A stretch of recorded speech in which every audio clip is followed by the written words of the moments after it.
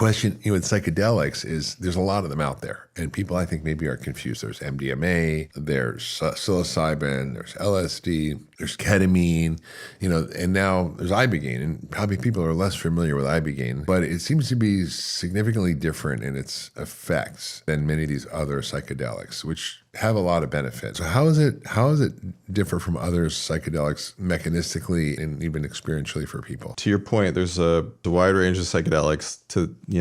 Right now, there's not really an approval for any classic psychedelics. There is some interest at the level of the current administration and the Health and Human Services Secretary and all of that, as far as kind of getting that done. But as of now, there's not an approval, and so there's a lot of trials around MDMA for PTSD, psilocybin primarily for depression. People are trying LSD for generalized anxiety disorder, other things. And Ibogaine is probably the latest person to the party, or whatever to the party. In the sense that that is plant to the party.